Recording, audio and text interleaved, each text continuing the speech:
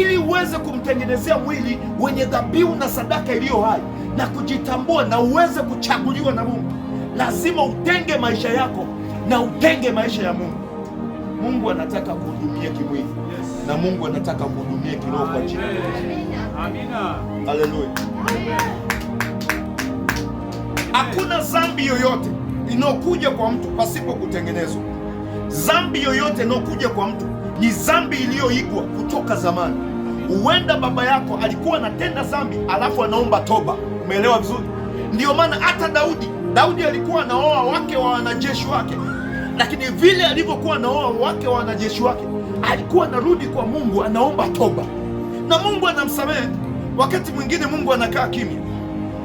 Kwa hiyo Daudi, swala kubwa alilokuwa nalo ni tamaa ya uzinzi. Hatuwezi tukasema kwa Yesu kwamba naye kwa kuwa ameketishwa kwenye kiti cha Daudi ndivyo Yesu naye alienda kukaa kwa makahaba. Hatuwezi kusema hivyo, lakini kuna kusudi la Yesu. Kila alichokuwa anakifanya si sababu ya tabia alizokuwa nazo Daudi. Unanielewa vizuri?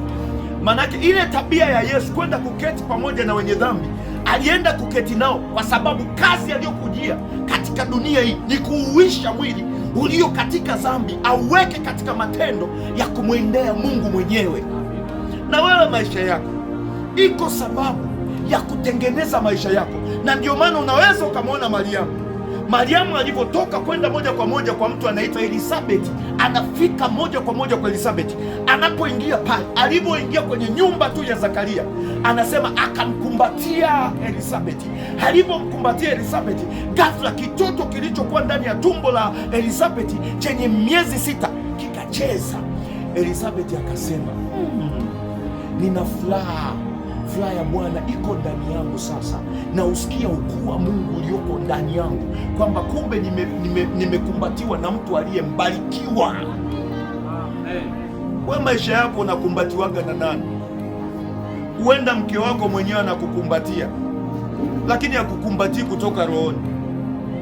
Huenda mme wako mwenyewe anakukumbatia, lakini hakukumbatii kutoka rohoni. Huenda wokovu ulionao unasema umeokoka, lakini hujaokoka kutoka rohoni. Bado kuna wakati ambao unamzuia mtu kutokuokoka.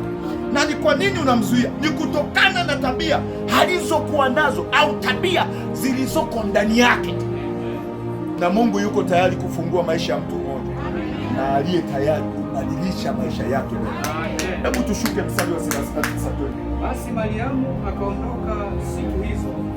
Mariamu akaondoka siku hizo akaenda hata nchi ya milimani kwa haraka. Tega sikio vizuri, akaondoka akaenda mpaka ile nchi ya milimani kwa haraka, mpaka mji mmoja wa Yuda. Yani akaingia mji mmoja unaitwa mji wa Yuda.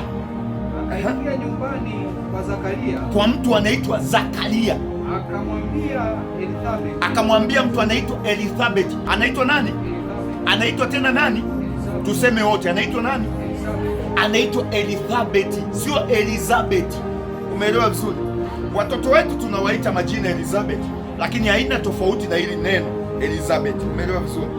Lakini tunavyowaita Elizabeti hatumaanishi kwamba ndiye atakuwa kama huyu, kwa sababu tunaomwongelea Elizabeti, huyu anaitwa Elisabeti.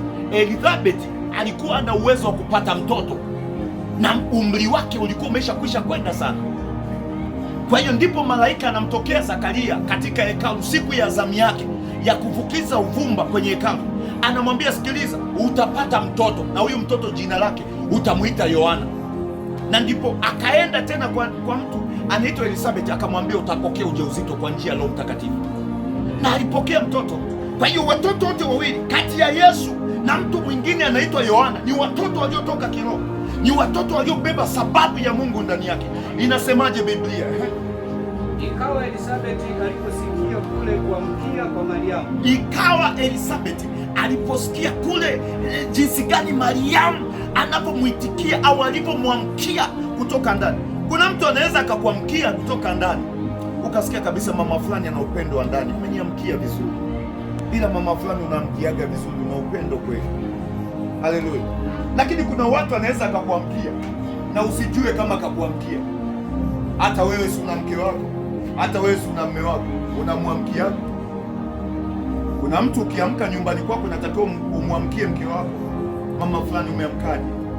Kuna mtu unatakiwa ukiamka nyumbani kwako umwamkie mume wako, baba fulani, shikamoo, bwana wangu, unaendeleaje? Umejisikiaje baada ya usingizi wa leo? Umeota ndoto gani baba? Bwana Yesu asifiwe.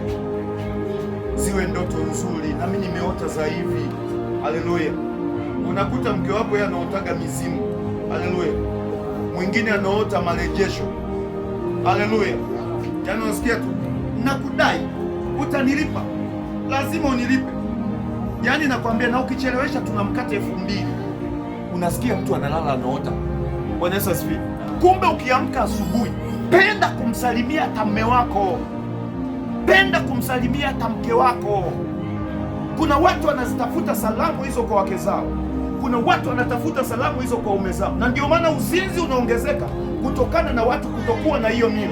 Nakumbuka enzi ya nyuma, nilikuwa naenda nyumbani tulipokuwa tunakaa sisi, baba yangu tu mwenyewe, unakaa naye hapo nyumba hiyo moja, lakini tulichokuwa tunakifanya, unamsalimia baba yako. Baba amelala, unamsalimia, unamshika mguu, baba unamwambia baba, shikamoo, marahaba, unasemaje? Unakuja tu kusalimia. Haya mwanangu, umeelewa vizuri? Sasa leo kuna watoto wanaamka fast jet, umeelewa vizuri? Yaani mtoto anakuwa wa kwanza kuamka kitandani, na ndio mtoto aliye wa kwanza kukojoa kitandani. Bwana Yesu asifiwe. Kawa wa kwanza kuamka kitandani kwa sababu kakojoa nini? Sio kama kizazi hiki cha leo. Kizazi cha leo kina akili za ovyo sana, lakini Mungu atawasaidia, atawaletea Yesu mwenye nguvu na mwenye kubadilisha maisha ya watu hao. Hebu tuendelee kidogo. Nataka nikwambie kitu. Baraka zozote zinakuja kwa mtu kutokana na tabia aliyoitengeneza. Kuna baraka zimeandikwa kwa watoto mlionao, lakini hizo baraka zinashindwa kuja kutokana na tabia ya mama, kutokana na tabia ya baba. Unakaa na mke wako, unaanza kulaumu, unasema kwamba toka nimeishi na mke wangu sijawahi kufanya ujenzi kwenye nyumba yangu, sijawahi kupiga hata lipo. Yaani toka tumeishi naye kwenye nyumba hatujawahi kuinua hata boma. Bwana Yesu asifiwe. Bwana Yesu asifiwe. Unajua ni kwa nini? Ni kwa sababu nyie wawili hampatani. Unakuta mmoja anawaza kwao, mwingine anawaza familia. Sasa huu patano, jiulize, huyu Elizabeth na Mariamu ni watu waliokuwa na kaundugu fulani. Na mimi nataka nikwambie kwa jina la Yesu, lazima ujue kitu kimoja, lazima ujue kitu kimoja. Usitumike na shetani, usikubali kutumika na shetani. Bwana Yesu asifiwe. Unapokuwa umekaa kwenye kiti chako, penda kujitamkia neno kwa jina la Yesu. Amina. Ninakataa kitu fulani kwa jina la Yesu.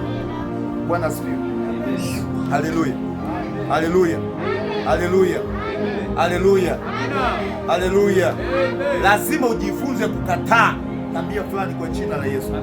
Unaona kabisa, mbona ninaelekea kwenye tabia za kijinga? Unasema kwa jina la Yesu hiyo tabia iniondoke.